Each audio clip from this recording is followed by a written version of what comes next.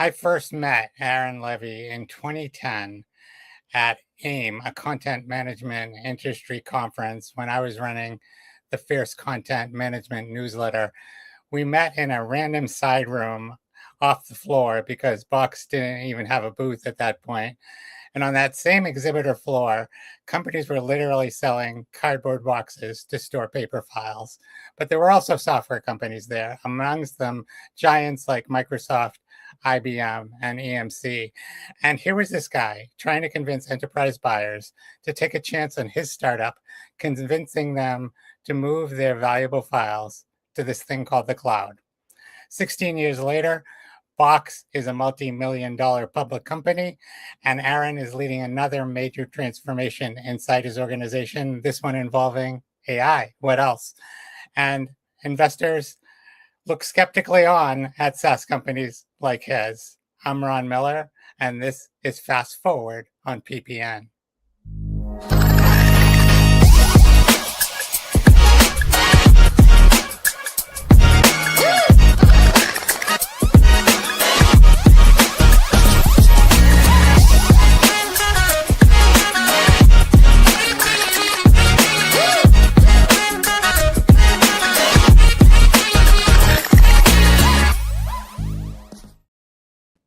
I like that intro. Gets the energy going. Welcome, Aaron. Aaron is CEO of Box, as though he needs any introduction, but in case you don't know who he is, I'm going to start off, Aaron, with a little trip down memory lane, if that's okay. We all know by now that you started Box in a dorm room in 2005, and that you started as a consumer online storage before shifting to enterprise a few years in. And, I can tell you that having been covering all of this way back then, there were a lot of people in IT who were just pretty hostile towards the whole cloud idea in those early days. How challenging were those early conversations with enterprise buyers, and how prepared were you as an executive to answer their concerns about SaaS and cloud computing? Yeah, I would say they were very challenging in the early days, and we were fortunately probably decently prepared. It doesn't mean that convinced that many people. So we had our answers. Not everybody went with them, and there was a tough period between kind of like 07, 08 to maybe 2012, 13, where we absolutely would lose a number of deals because the customer wanted the system on-prem, and we were so religiously committed to the cloud that we basically said we are never going to veer off this architecture, and the reason for it was we wanted all of the leverage gains of being in a single cloud platform, so we could just ship new features constantly. Customers wouldn't be on kind of forked or legacy versions of the code base. And what's interesting is it started to pay off in multiple ways. It paid off when mobile arrived, because it meant that instantly you could just pull up your iPhone and you could access your files. And if your data was on-prem, you often couldn't do that except for some weird kind of VPN workflows. It meant that we could integrate much more seamlessly with the SaaS ecosystem that was rapidly emerging, like products like Slack and Salesforce and whatnot. And then now is the kind of ultimate moment where it's paid off, which is if you want agents to be able to work with your data securely, they obviously need really easy APIs to access that data. They're not going to go and traverse a VPN and network system to do that. And so kind of we're finally at the point where that architecture decision has paid off at its most in its most significant and important way, and that's for a world of AI. So we're incredibly excited for this moment, and it's a great example of staying very committed and true to your vision, despite losing lots of deals in the early years and not necessarily convincing every customer to move to our approach. But it seemed like the whole industry moved towards your approach. I mean, that was what happened ultimately, right? Even by the following year, everybody was talking cloud. By 2011, even though there were still IT people who were saying things like, "Over my dead body will I go to the cloud." Yeah, I mean, I think I don't know if it felt like within a year that everything had shifted, but I would say firmly by 2026, it's pretty clear that the cloud, the cloud won. I felt like it took another 10 years, but And there's an interesting analogy here that actually will be that will be related to AI, which is really kind of how long these transitions take. And even though it was obvious to us in 2006 and 7 that this had to be the architecture of the future, there was no other way that you would want to deploy IT at scale. Even though that was super apparent and obvious to us, it still took 20 years for that to really roll out across every organization. So I think we're in for some amount of diffusion and kind of rate of diffusion where it will take some time for AI to hit most organizations, and we have to be prepared for what that looks like. And I think you had a lot to do with the success because you weren't just selling Box, you were evangelizing SaaS. And I think that was an important distinction. And I see you doing the same thing today with AI. You're all over social media. You come on, podcasts like this one, and you're talking about the value of AI, and you're trying to get customers to understand that. But there are a lot of companies who are struggling with that. And we keep seeing study after study saying that people are having trouble scaling it. And I'm wondering, how do you reconcile this honest idea that you believe in the future of AI, but it may not be where people want it to be right now? Yeah, I would actually say that is, I don't really have to reconcile that. That actually is our business model. So our business model has always been, in some way, shape, or form, take incredible breakthroughs that we get to see in the tech industry and figure out how to translate them into real world organizations within a particular domain of working with your unstructured data. We obviously don't do this for every kind of category of work, but when it comes to how do you work with your enterprise information, like your contracts and your marketing assets and your financial documents, our job has always been to bridge breakthrough technology with the real world, and AI is no exception. So I think you can have this duality, which is, in some areas of work, agentic coding is a great example, or in some types of organizations like AI native startups, you can see these amazing breakthroughs happen with AI. Conversely, when you go to the, let's say, real world, and you go and you say, hey, let's just look at a marketing team at a large CPG company, you might not be seeing those same gains today because their systems look very different from that small startup. Their practices look very different from what a coder ends up doing. And these are just totally different ways of working. And so it's going to take time for AI to actually diffuse into those parts of organizations and those ecosystems. And this is why I really suggest that people have some degree of patience, where this is going to take many, many years, and it's going to take a lot of change management to actually go and make this happen. So for me, the reconciliation is just, yes, we live in this kind of crazy dual world, which is, you can right now go and talk to, a super intelligence on your phone and get, legal advice and medical advice, and you could generate code. And that's this amazing thing that makes us instantly more productive and effective as individuals. And then when you go to an enterprise and you say, how do I get that same level of intelligence attached to my IT systems and that access my data and can be incorporated into my workflows, that's a massive project and undertaking that companies are really only now just starting. And this is not the same as when you're just like asking a question and chatting with an AI system. This is, how do you have an agent that has some kind of goal, and it can generate a plan, and it can work inside of your environment, and it can execute work and incorporate into a broader workflow. That is a much more both meaningful type of problem to solve as an enterprise, but it's a lot harder. And that's why we're still in these very early stages. So that's kind of how I look at the data right now, and how I make sense of it, because we're seeing it every day with our customers. Like, they are super advanced in some areas, like let's say AI coding, and super early in other areas like workflow automation across the general knowledge worker base. Yeah, I mean, and I think that's really tough. I can tell you from my experience, just trying to build, agents on my own, that there's this seems to be like this continual tweaking cycle that goes on endlessly, where you try and communicate to the AI what you want. Yes. It delivers you something, and you're like, okay, it's not quite what I wanted. Well, but this is actually why I'm very optimistic about people, by the way, in the workflow. AI is like, I have almost never generated something of important, of any kind of important value, where in a single shot it generated it properly. almost every single time I still had to do 2, 3, 5 extra prompts or go in and modify things manually myself for producing real value. So if that sort of sustains as a kind of a component of how work is going to look, then what's going to happen is, maybe 2 years ago AI could do 20% of our workflow, and we got very minimal kind of productivity gain as a result of that, 10 or 20%.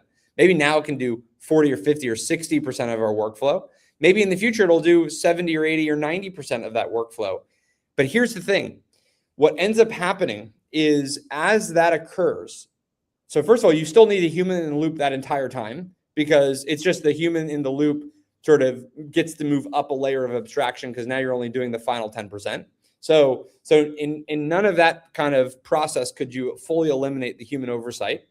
But here's what's happened. Here's what ends up happening that's super interesting to think about is what happens next is we actually then raise the bar of what the work output we want to have in that particular work. And once we raise that bar, that 90% now drops back down to about 40 or 50%. And we've just jumped another sort of step function, because what we do is we expand we sort of move the goalposts of what we want AI to automate.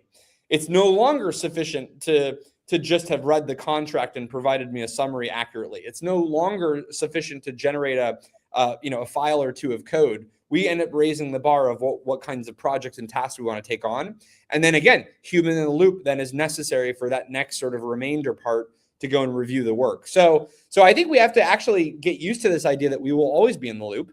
AI will almost never generate something perfectly, because what will happen is whatever we used to think was perfect, we will expand the definition of in the future to the point where it's imperfect again. And we are back to having, additional work that we end up having to have oversight on.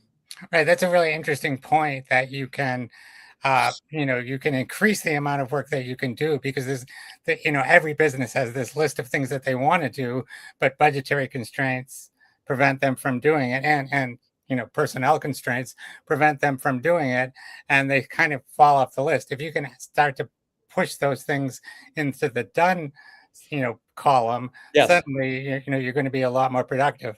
But, one thing I want to talk about a little bit, because you have this very optimistic view of AI, but what we're hearing from, some of the heads of the AI labs and people who are in charge of AI at companies like Microsoft, is that it's going to be the end of white collar jobs. What you're saying is that, there's always going to be a human in the loop. That kind of negativity is leading to, students booing the mention of AI at a, commencement this week.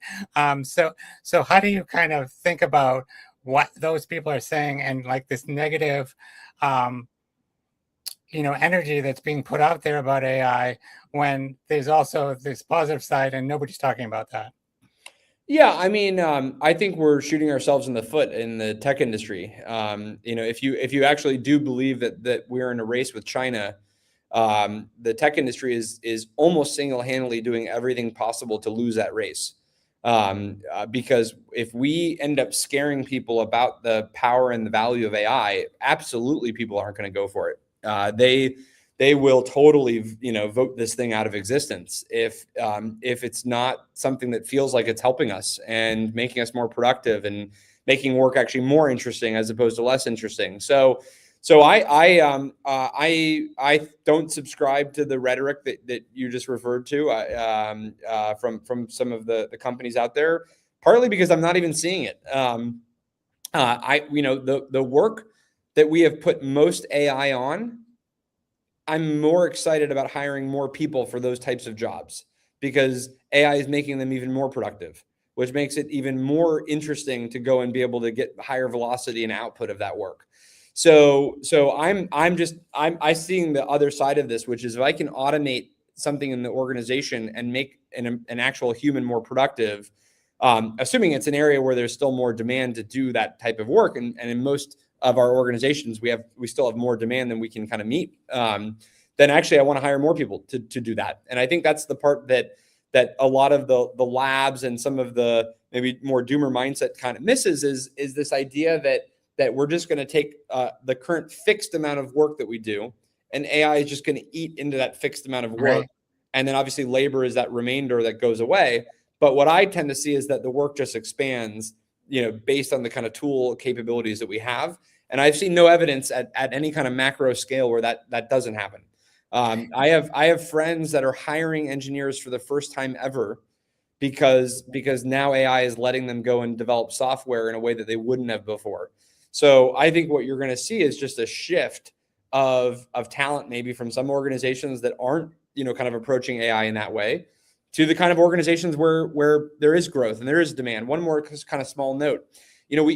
Tech is sort of obviously the epicenter of this conversation because AI coding is sort of the most powerful, kind of form of AI at the moment. And what's interesting is we kind of myopically assume in the tech industry that tech jobs equal tech industry, and that we are the house, we are the home of all the tech jobs. Mm-hmm. But what we don't realize is that like every pharma company on the planet would love to have access to amazing computer scientists that can go and automate drug discovery and go work in life sciences for clinical, trial automation.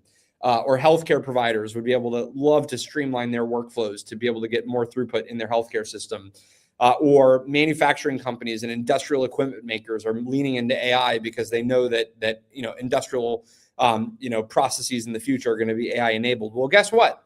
That's going to produce a ton of jobs for engineers that are going to be working on incredibly important, very mission critical work in the future. And so yes, you might not go and work on a mobile game app like you would have before. And there's nothing wrong with mobile games. It's just an example of the kind of tech job that people kind of think is like classically tech. And maybe that same engineer is now going to go work at John Deere or Caterpillar or Eli Lilly or Pfizer, and they're going to be working on incredibly important work. It's just a very different domain of the applied use of that technology. And so this is, again, where the doomers maybe don't understand that actually, no, there's actually a lot of demand for this work elsewhere. There's just going to be a shifting of how do you get access to that talent pool in those organizations. And that's the kind of change that we're about to embark on.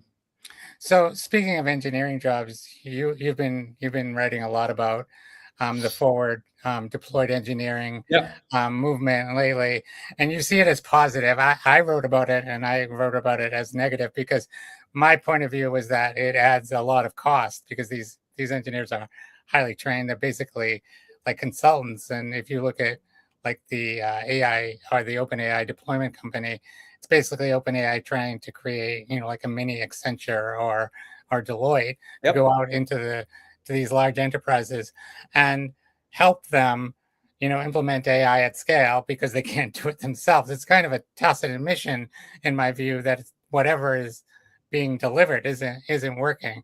But you see it as positive, and I'm wondering why. Yeah. I have sort of the other kind of take on that. I think that now maybe from where an AI sort of super accelerationist would have thought 5 years ago, maybe this is a disappointing outcome where you thought the agent would enter the enterprise and like automate everything and it was just going to all work amazingly well. But for anybody practical in the enterprise, you just instantly know, like, these are really, really difficult systems to implement securely, to get them the right data that they need to be able to work, to do the change management of the workflow that the people are involved in. All of those things require a significant amount of change, both in technical implementation and kind of human and process change management. So I don't see that as a failure by any means. I see that as a natural occurrence in organizations, which is why do organizations ever hire a consultant or a professional services firm? It's actually a really straightforward concept, and every sort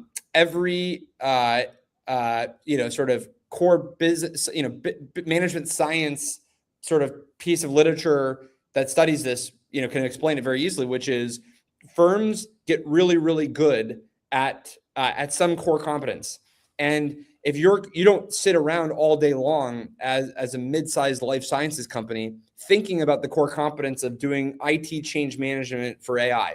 You just don't think about it. What you're thinking about all day long is how do I go and develop and design drugs? And so all of a sudden, boom, AI shows up and you're like, oh my gosh, how do I go implement this thing to actually go and turbocharge my workflows? You have a choice.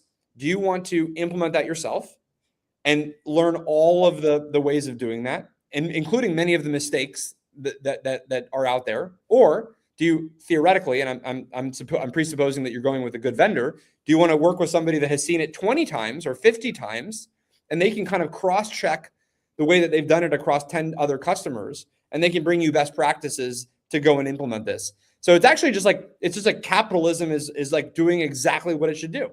That life sciences company is not in the business of doing IT automation. There are IT companies and services providers that are in that business, and they can bring those best practices to the life sciences company.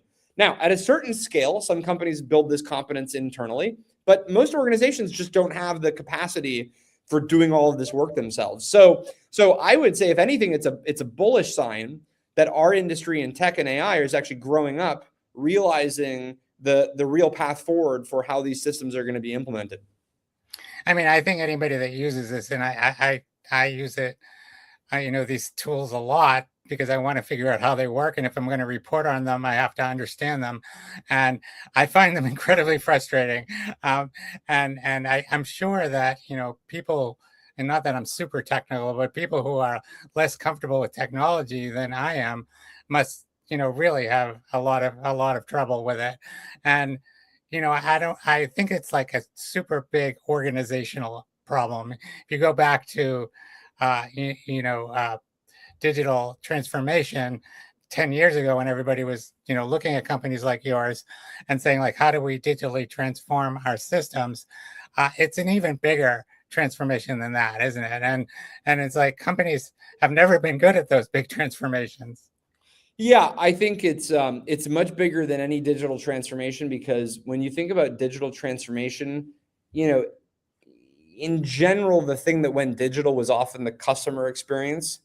So the customer experience went from, an analog, maybe in-person based process to, e-commerce or mobile apps, or, kind of better real-time feedback and analytics. That was kind of digital transformation in the enterprise. That only really affects, 10, 20% of the organization. Maybe affected the product team, maybe it affected the go-to-market team. AI affects every single, crevice of the organization. It affects every workflow in the company. And so this is a transformation far larger than the scale of digital transformation or cloud transformation, or even kind of moving companies to the internet. And it's gonna. This is actually why it's actually very easy to be bullish on Accenture and McKinsey and OpenAI deployment company, because actually there's so much work ahead for companies on going through this transformation journey. So, I mean, we're already at the bottom of the hour. So I had so much more I wanted to talk to you about, but I'm going to ask you a personal question to close things out. Yeah. You've been at this for 21 years. You were Yeah. a kid in a dorm room when you came up with the idea. Same company, same mission, with things changing over the years. So how do you stay passionate and engaged? And you obviously are. And do you ever long for a challenge outside of Box, because that's been your whole professional life, your whole adult life? So I think the reason why I get so excited is because I'm a kind of technology fanatic. I've loved technology since I was 13, maybe, is when I got my first computer, and we had a computer in the house, but 13 I had my own computer, and this was like a very big moment to be able to build websites and build internet products, and I had friends that were engineers, and so I love technology. I buy every new tool that comes out, and use every tool, and buy every VR headset, and try and quickly see, do I like it or not, and what thing is exciting and not. So I just love technology, and AI is another amazing breakthrough that I'm always wowed by every day.